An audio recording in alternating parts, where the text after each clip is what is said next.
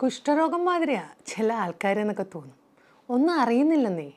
അവർക്ക് മറ്റൊരാളുടെ സങ്കടവും വിഷമമൊന്നും കാണുമ്പോൾ തിരിച്ചറിയാൻ പറ്റുന്നില്ല. ഒരുമാതിരി ഈ അസുഖം ബാധിച്ച മാതിരിയാ. ഫീലിങ്സ് ഒന്നും മനസ്സിലാവാത്തൊരവസ്ഥയിലേക്ക്. അങ്ങനെയാണെങ്കിൽ മനസ്സിനായിരിക്കുമോ കുഷ്ഠരോഗം പിടിച്ചിട്ടുണ്ടാവുക എന്ന് നമ്മൾ ആലോചിക്കണം. ഒന്നും അറിയുന്നില്ല. എത്ര കരഞ്ഞിട്ടും അവരുടെ മുമ്പിൽ ഏറ്റവും പ്രിയപ്പെട്ട ഒരാൾ ഇങ്ങനെ സങ്കടപ്പെട്ടിട്ടും അവർക്ക് തിരിച്ചറിയാൻ പറ്റുന്നില്ല. അങ്ങനെ മനസ്സിലാക്കാത്ത ഒരാൾക്ക് വേണ്ടിയിട്ട് ഇപ്പുറത്തിരിക്കുന്ന ആൾ ഇങ്ങനെ ഇരുന്ന് കരഞ്ഞുകൊണ്ടിരിക്കും. എന്തിനാണത്? നിങ്ങളിങ്ങനെ കരഞ്ഞുകൊണ്ടിരിക്കണോ? നിങ്ങളിങ്ങനെ വിഷമിക്കണോ? ശരിയാണ്, എല്ലാവരുടെയും ഇമോഷണൽ ഇൻ്റലിജൻസ് നമുക്ക് ഒരേ മാതിരിയാണെന്ന് പറയാൻ പറ്റുമോ? ഇല്ല. ഇപ്പോൾ ഒരു ഡോക്ടർ, അവരെ ഇഷ്ടപ്പെട്ടു, ഒരുപാട് വലിയ ഡോക്ടറാണ്, അവർ ഇമോഷനല്ല കൊടുക്കേണ്ടത്, ബ്രെയിനാണ് ഇമ്പോർട്ടൻ്റ് കൊടുക്കേണ്ടത് എന്നൊക്കെ പറയാം അല്ലേ? ആണ്, സത്യമാണ്. അവരുടെ പ്രൊഫഷനിൽ ബ്രെയിനിനാണ് അവർ ഇമ്പോർട്ടൻസ് കൊടുക്കേണ്ടത്. പക്ഷെ അവരുടെ പേഴ്സണൽ ലൈഫിൽ അവർക്ക് അത് കൊടുക്കാൻ സാധിച്ചില്ല. എന്ത് ചെയ്യാൻ പറ്റും? അതാണ് അവിടെ സംഭവിക്കുന്നത്. ഇത് ഏത് പ്രൊഫഷനിൽ വേണമെങ്കിലും, ഏത് സൈക്കോളജിസ്റ്റ് ആണെങ്കിലും, ഏത് സൈക്യാട്രിസ്റ്റ് ആണെങ്കിലും, ആർക്ക് വേണമെങ്കിലും ഇതൊക്കെ സംഭവിക്കാവുന്നൊരു കാര്യമാണ്. എപ്പോൾ വേണമെങ്കിലും മനുഷ്യന് പല പ്രശ്നങ്ങളിൽ കൂടി ചെന്ന് പോവാം. വട്ടോ പ്രശ്നങ്ങളോ അസുഖങ്ങളോ ഒക്കെ ഓരോരുത്തർക്ക് വരാൻ പറ്റുന്നത്. അപ്പോൾ അതുകൊണ്ട് തന്നെ നമ്മൾ ഈ അഹങ്കാരം ഉണ്ടാക്കുന്ന സ്വഭാവത്തിനൊന്ന് മാറ്റിയിട്ട് ഒന്നും കൂടി നമ്മൾ ഡൗൺ ടു എർത്ത് ആവുക എന്നുള്ളൊരു രീതിയിലേക്ക് വരുന്നത് കുറച്ചും കൂടി നല്ലൊരു കാര്യമാണ് കേട്ടോ. അസുഖം പ്രശ്നങ്ങൾ എന്നൊക്കെ പറഞ്ഞാൽ ആർക്കെപ്പോൾ വേണമെങ്കിലും വരാം.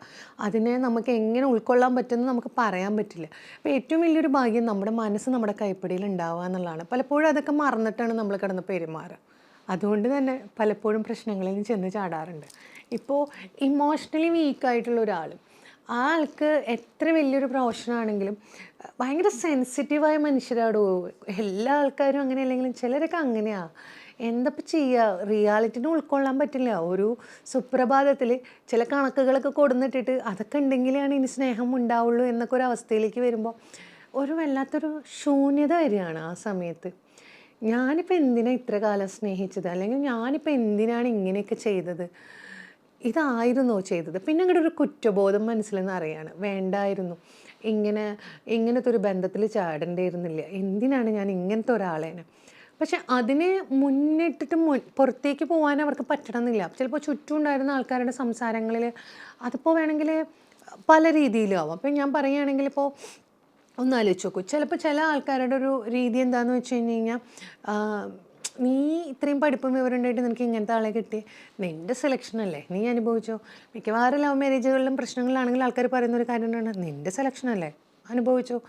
പറഞ്ഞു കഴിഞ്ഞൊന്നും മനസ്സിലാവില്ലല്ലോ, അവനെ തന്നെ വേണം അല്ലെങ്കിൽ അവളെ തന്നെ വേണം എന്ന് പറഞ്ഞിട്ടുള്ള ഭയങ്കര പിടിപാടായിരുന്നല്ലോ, ലഹളി ആയിരുന്നല്ലോ.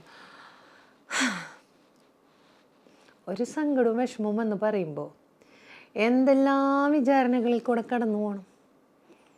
എത്രമാത്രം കഴിഞ്ഞാണ് മനുഷ്യന്മാർ ഈ ജീവിതം തന്നെ വേണ്ടെന്ന് വയ്ക്കുക എന്നുള്ളൊരു തീരുമാനത്തിലേക്ക് എത്തുന്നത്. അതാരും മറന്നു പോകരുത്. നമ്മുടെ അടുത്തേക്ക് വരുന്ന ആൾക്കാർ നൽകുന്ന സൂചനകൾ, അവരുടെ സങ്കടങ്ങൾ, വിഷമങ്ങൾ ഒന്ന് കേട്ടിരിക്കടോ. വെറുതെ കേട്ടിരിക്കേ, അതെങ്കിലും സാധിക്കണം. യാതൊരു ഉപാധികളും വെക്കാതെ. നിങ്ങൾക്ക് അങ്ങനെ ഒരാളുണ്ടോ? ചേർത്ത് പിടിച്ചേക്ക്, നഷ്ടപ്പെടുത്തരുത്. പല കുറവുകളും പലർക്കും ഉണ്ടാവാം, പൊറുക്കാൻ പഠിക്കണം നമ്മൾ. പക്ഷേ ഉള്ളിൻ്റെ ഉള്ളിലേക്ക് കീറി മുറിക്കുന്ന കുറവുകളാണ് നമുക്ക് തന്നുകൊണ്ടിരിക്കണമെങ്കിൽ പിന്നെയും പിന്നെയും പിന്നെയും പിന്നെയും നിങ്ങൾ അവസരങ്ങൾ കൊടുക്കുകയാണെങ്കിൽ നിങ്ങളാണ് തകർന്നു പോകുന്നതെന്ന് നിങ്ങൾ ഓർക്കണം. അതാണ് എനിക്ക് പറയാനുള്ളത്. പലപ്പോഴും അത് മറന്നുപോയിട്ടാണ് പലരും ചെയ്തുകൊണ്ടിരിക്കുന്നത്. ജീവിതം എല്ലാവർക്കും മനോഹരമാക്കണം തന്നെ ആഗ്രഹം. എല്ലാവർക്കും സ്വപ്നങ്ങളും ഉണ്ട്. നമ്മുടെ സ്വപ്നത്തിന് കൂടെ ഉണ്ടാവുമെന്ന് വിചാരിച്ചിട്ടാണല്ലോ നമ്മളൊരാളെ കൂടെ കൂട്ടുന്നത്. നമുക്കാളും സ്വപ്നം കാണാൻ വേണ്ടിയിട്ട് നമുക്ക് അവസരങ്ങൾ തരുന്നുണ്ട്. പക്ഷേ സ്വപ്നം കാണാനുള്ള അവസരം തന്നാൽ നമ്മളെ സ്വപ്നവും കാണിച്ച് എല്ലാം ചെയ്ത് കഴിഞ്ഞിട്ട്, hello, I am not interested, ഇനി നിൻ്റെ സ്വപ്നത്തിന് കൂടെ നിൽക്കാൻ ഞാൻ ഇൻട്രസ്റ്റ് അല്ല എന്ന് ആൾ പറയുമ്പോൾ അപ്പോൾ ഒരു സഡനായിട്ടൊരു തോന്നലാണ്, അയ്യോ, പിന്നെ നമ്മുടെ ഭാഗത്തു നിന്ന് എന്താ കുഴപ്പം, നമുക്ക് എന്താ പ്രശ്നം. നമ്മുടെ ഭാഗത്തുള്ള കുഴപ്പങ്ങളാവണമെന്നില്ലെന്നേ എല്ലായ്പ്പോഴും. അവരുടെ ഭാഗത്തും കുഴപ്പങ്ങളാവും. ഇനി അവർക്കത് പറ്റില്ല, നമ്മളതിനെ ഉൾക്കൊള്ളാൻ പറ്റുന്നില്ല, നമ്മുടെ സ്നേഹത്തിനെ മനസ്സിലാക്കാൻ പറ്റുന്നില്ലെങ്കിൽ എങ്ങനെയാണ് ഇവരെ കൂടെ നമ്മൾ ജീവിതം അവസാനം വരെ കൊണ്ടു നടക്കാൻ പറ്റുക? അതും ഒന്ന് ചിന്തിക്കേണ്ട ഒരു കാര്യമല്ലേ. ഇതൊന്നും ചിന്തിക്കാൻ പറ്റണമെന്നില്ല. പക്ഷെ നല്ല സുഹൃത്തുക്കൾ, നല്ല ബന്ധങ്ങളൊക്കെ ഉണ്ടാകുമ്പോൾ, കുറേയൊക്കെ സംസാരിക്കാൻ നോക്കുമ്പോൾ, നിങ്ങളുടെ പ്രിയപ്പെട്ട ആളുകൾ പെട്ടെന്ന് നിരാശയിലേക്ക് മാറുമ്പോൾ, ഒന്നും സംസാരിക്കാതിരിക്കണമെന്ന് കാണുമ്പോൾ നമുക്ക് തിരിച്ചറിയാൻ പറ്റുന്ന ചില സൗഹൃദങ്ങൾ കൂടെ ഉണ്ടാവുന്നത് എപ്പോഴും നല്ലതാണ്. ചിലതൊക്കെ നഷ്ടപ്പെടുന്നതെന്ന് ചേർത്ത് പിടിക്കാൻ സാധിക്കും. അതുകൊണ്ട് നല്ല മനുഷ്യരായിട്ട് അങ്ങോട്ടും ഇങ്ങോട്ടൊക്കെ ഒന്ന് മിണ്ടുന്നേ. നിങ്ങളുടെ പ്രിയപ്പെട്ട സുഹൃത്തുക്കളിലേക്ക് ഇടയ്ക്കൊക്കെ ഒന്ന് എത്ത്. ഹലോ സുഖാണോ എന്നൊരു ചോദ്യം. എന്താടാ എവിടെയാണ്, ഇറങ്ങി വാ നമുക്കൊന്ന് കറങ്ങിയിട്ട് വരാം, വാടി നമുക്കൊരു ട്രിപ്പ് അടിക്കാം, എന്താണ് വാ ഒരു ഷോപ്പിംഗ് ചെയ്യാം. ഇങ്ങനെയാണെങ്കിലോ എന്തേലൊക്കെ പറഞ്ഞിട്ടാണെങ്കിലോ നിങ്ങളൊന്ന് അങ്ങോട്ടും ഇങ്ങോട്ടൊക്കെ ഒന്ന് കാണ് മനുഷ്യന്മാരെ, അങ്ങോട്ടും ഇങ്ങോട്ടും.